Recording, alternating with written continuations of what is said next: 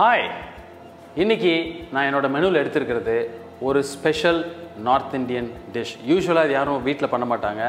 இது ஒரு typical restaurant dish தான் அது. அதே மாதிரி ஒரு டைப் ஆஃப் குக்கிங் கூட.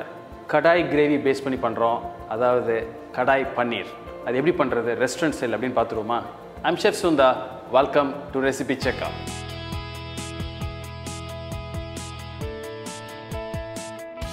கடாய் பன்னீர் அப்படின்றது பார்த்தீங்கன்னா ஒரு ட்ரை, ஒரு செமி ட்ரை கிரேவி அது மாதிரி தான் பண்ண போகிறோம். இது வந்து ஒரு பெரட்டல்னு சொல்கிறோம் இல்லையா, அந்த மாதிரி தான் பண்ணணும். அதுக்கு நமக்கு மெயினாக இருக்கிறது கடாய் மசாலா. அது ஒன்று இருக்குது. அது எப்படி பண்ணுறது ஸ்டேஜ் 1ல் பார்த்துருவோம். அதுக்கப்புறம் அந்த கடாய் பேஸ் மசாலா எப்படி பண்ண போகிறோம், அந்த பவுடர் பண்ணுறோம். அதுக்கப்புறம் அதை யூஸ் பண்ணி அதில் செகண்ட் ஸ்டேஜில் நம்ம அந்த மசாலா எப்படி பண்ணுறோம். அதுக்கப்புறம் இதை கம்பைன் பண்ணி நம்ம இன்க்ரீடியன்ஸ்லாம் ஆட் பண்ணி ஃபைனலாக ஒரு கடாய் பன்னீர் எப்படி பண்ணுறது தான் பார்க்க போகிறோம். அதுக்கு தேவையான இன்க்ரீடியன்ஸ் என்னென்னு பார்த்துருவோமா?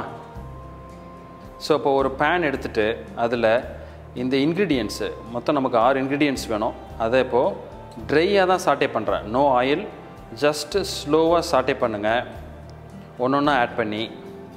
ஸோ பர்டிகுலராக நீங்கள் பார்க்க வேண்டியது, இந்த சாட்டே பண்ணுறப்போ நீங்கள் ஆட் பண்ணுற அந்த சில்லி கொஞ்சம் கிறிஸ்பாகி கொஞ்சம் நல்ல சாட்டே ஆயிரும். ஸோ இப்போ இது ரெடி ஆயிடுச்சு. இதை இப்போ எடுத்து ஜஸ்ட் ஒரு ஹேண்ட் பவுண்டர்லேயோ இல்லை வீட்டில் இருக்கிற மிக்சியில் யூஸ் பண்ணிங்கன்னா ஜஸ்ட் ஒரு சுத்து பண்ணிவிட்டு கோர்ஸ் பவுடராக வச்சுக்கோங்க. இது ஃபைனாக அரைக்கக்கூடாது. ஸோ இப்போது இந்த பவுடர் ரெடி, அதாவது கடாய் மசாலாவுக்குள்ள பொடி ரெடி. ஸோ இது ஸ்டேஜ் 1 இப்போ முடிஞ்சிருச்சு. இப்போ நம்ம ஸ்டேஜ் 2 ப்ராசஸ்க்கு போயிடலாம். ஸோ இப்போ நான் ஒரு பேன் எடுத்து அதில் கொஞ்சம் ஆயில் ஆட் பண்ணிக்கிறேன். அது லைட்டாக சூடானோடனே இந்த ஆனியன் ஆட் பண்ணி அது கொஞ்சம் சாட்டே ஆனோடனே சால்ட் கொஞ்சம் ஆட் பண்ணிக்கிறேன். பண்ணிவிட்டு இப்போது இந்த ஸ்டேஜில் ஜிஞ்சர் கார்லிக் பேஸ்ட் ஆட் பண்ணுங்கள்.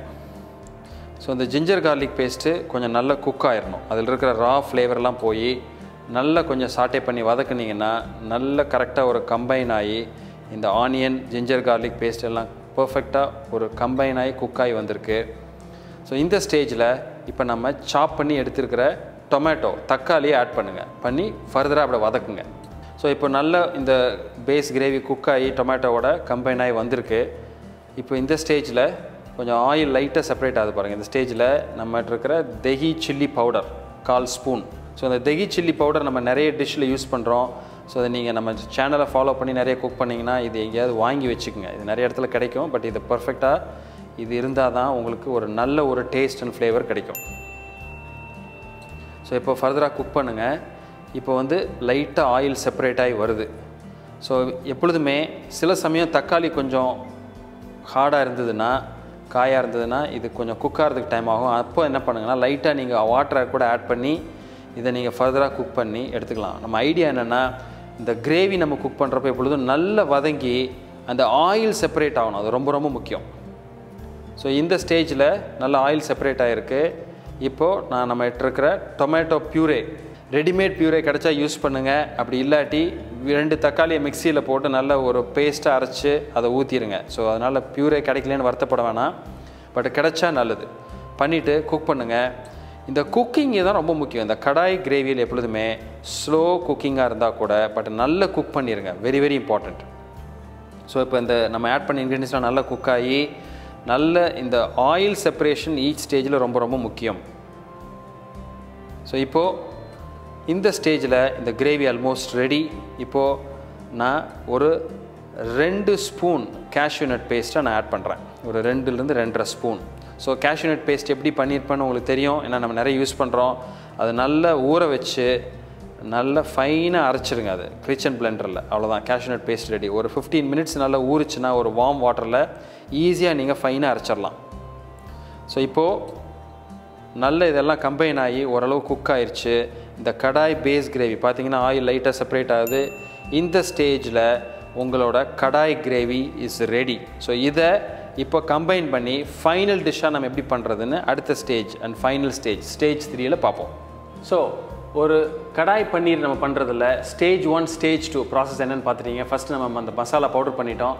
அதுக்கப்புறம் கடாய் கிரேவி பண்ணிட்டோம். இப்போது இதை யூஸ் பண்ணி கம்பைன் பண்ணி இதை எப்படி ஃபினிஷ் பண்ண போகிறோம் தான் பார்க்க போகிறோம். கொஞ்சம் ஆயில் எடுத்துக்கங்க.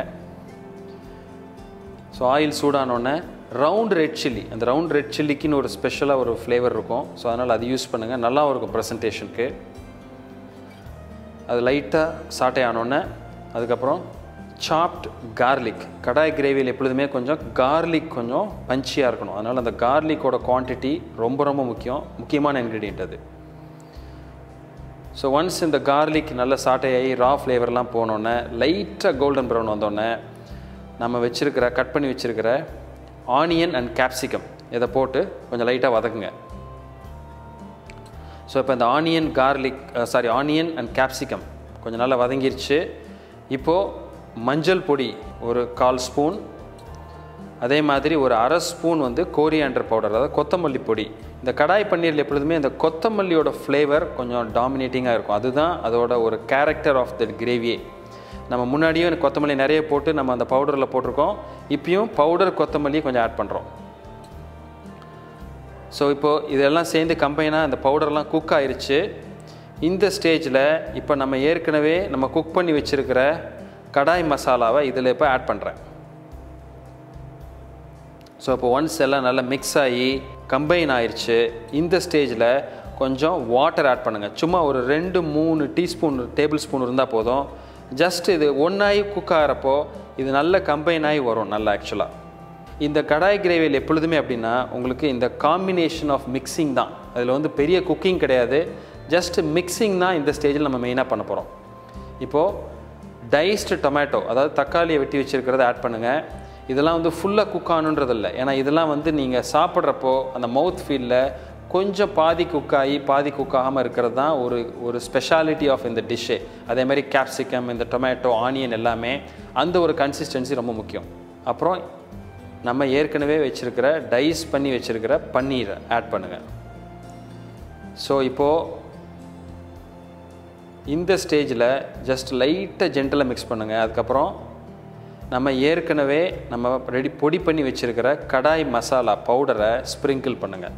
இதில் இப்போ ஜஸ்ட் ஜென்டலாக மிக்ஸ் பண்ணுங்கள். இது எல்லாமே ஜஸ்ட் மிக்சிங் ஜென்ட்லி தான். நான் சொன்ன மாதிரி இது ஒரு பெரட்டல் மாதிரியான ஒரு டிஷ் தான், கடாய் டிஷ். இது ஒரு செமி கிரேவி தான். இது கிரேவி டைப் கிடையாது, ஒரு ட்ரை டைப் தான் அது. ஸோ இப்போது நல்ல மிக்ஸ் ஆகி நல்ல ஜென்டலாக மிக்ஸ் பண்ணி எல்லாம் கம்பைன் ஆயிடுச்சு. எல்லாமே குக் பண்ணிட்டோம். இப்போ எல்லாம் கம்பைன் பண்ணோன்னே இந்த ஸ்டேஜில் ஆல்மோஸ்ட் இட்ஸ் ரெடி. இந்த ஃபைனல் ஸ்டேஜில் நான் என்ன பண்ணுறேன், ஒரு 2-3 க்யூப்ஸ் பட்டரை ஆட் பண்ணுறேன். இந்த பட்டரை ஆட் பண்ணோன்னே எப்படி அது ஒரு மேஜிக் மாதிரி வேலை செய்து பாருங்கள் இந்த கிரேவியில். ஸோ இப்போ பாருங்கன்னா அந்த பட்டர் ஆட் பண்ணி மிக்ஸ் பண்ணோன்னே இந்த கிரேவி லைட்டாக லூஸ் ஆகி ஒரு கன்சிஸ்டன்சி ஒரு பர்ஃபெக்ட் ரெஸ்டாரண்ட்டில் கிடைக்கிற ஒரு கடாய் பன்னீர் மசாலா அந்த மாதிரி எப்படி வந்திருக்கு பாருங்கள். ஸோ இது ரெடி. இப்போது நம்ம சாப் பண்ணி வச்சுருக்கிற கோரியாண்டர் லீவ்ஸ், கொத்தமல்லி தலையை மேலே ஆட் பண்ணுறேன். ஸோ இது ஒரு பர்ஃபெக்டான டிஷ் இப்போ ரெடி ஆயிடுச்சு. இப்போ நம்ம ஒரு செமி ட்ரை கிரேவியாக பண்ணியிருக்கோம். இதே நீங்கள் இல்லை நான் ஒரு சப்பாத்தியோடு அப்படியே தொட்டு சாப்பிட்ணும், அது எனக்கு ஒரு கிரேவியாக வேணும், கொஞ்சம் லூஸாக வேணும்னா ஒரு 150 ஒரு 200 ml தண்ணியை ஆட் பண்ணி இதை ஃபர்தராக ஒரு 2 to 3 மினிட்ஸ் லைட்டாக குக் பண்ணிட்டீங்கன்னா ஒரு கிரேவியாக கிடைக்கும். பட் ஆனால் ஒரு ப்ராப்பர் கடாய் பன்னீர் அப்படின்னா இது இந்த மாதிரி ஒரு ட்ரையான தான் இருக்கணும். இது ஒரு பர்ஃபெக்டாக உங்களுக்கு ரெடி. இப்போது ஸோ ஒரு பர்ஃபெக்ட் கடாய் பன்னீர் எப்படி பண்ணுறதுன்னு பார்த்தீங்களா? இந்த கடாய் பன்னீர்ன்றது எப்பொழுதுமே ஒரு பஞ்சியான ஒரு டிஷ். இது நார்த் இந்தியன் டிஷ் தான். அதில் எப்பொழுதுமே கொஞ்சம் இந்த ஒரு மசாலாஸ்லாம் கொஞ்சம் தூக்கலாக இருக்கும். அதனால் நீங்கள் ஒரு சப்பாத்தி இல்லை ஒரு பரோட்டா இல்லை ஏதாவது ஒரு சைட் டிஷ் நீங்கள் யூஸ் பண்ணுறீங்க அப்படின்னா அதுக்கு தால் தடுக்கா, தால் ஃப்ரை அந்த மாதிரி ஒரு மைல்டு ஒரு சைட் டிஷ் இருந்தால் இந்த கடாய் பன்னீர் குட் ஃபில்லர், ஒரு பஞ்சியாக இருக்கும் உங்களுக்கு. ஸோ அந்த மாதிரி ட்ரை பண்ணி பாருங்கள். இன்னொரு பெஸ்ட் இந்த கடாய் பன்னீர் பண்ணிவிட்டு நீங்கள் சப்பாத்தியில் காட்டி ரோல் மாதிரி ரோல் பண்ணி ட்ராவலிங் கூட எடுத்துகிட்டு போகலாம். ஸோ ரொம்ப நல்லாயிருக்கும், சாப்பிட்றதுக்கு ஈஸி, 6 நாளும் சாப்பிட்றதுக்கு ஒரு பஞ்சியான ஃப்ளேவர் இருக்கிறது. ஸோ பார்த்து என்ஜாய் பண்ணியிருப்பீங்கன்னு நினைக்கிறேன். வீடியோ பிடிச்சிருந்ததுன்னா give me a like and Thums அப். அதே மாதிரி ஃப்ரெண்ட்ஸோட ஷேர் பண்ணுங்கள். ஃபஸ்ட் டைம் சேனலுக்கு வந்திருந்தீங்கன்னா சப்ஸ்கிரைப் பண்ணிவிட்டு பெல் ஐக்கான் கிளிக் பண்ணிடுங்க. இதே மாதிரி இன்னொரு நாள் ஒரு ஸ்பெஷல் ரெஸ்டாரண்ட் டிஷ்ஷில் அதில் இருக்கிற டிப்ஸ் அண்ட் டெக்னிக்ஸ் எப்படி பண்ணுறதுன்னு சொல்லிக் கொடுக்குறேன்.